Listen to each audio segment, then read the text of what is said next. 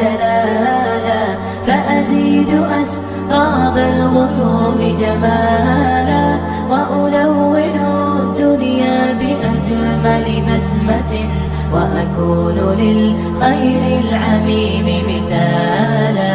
أسمو وأجتاز السماء جلالا، فأزيد أسراب الغيوم جمالا، وألون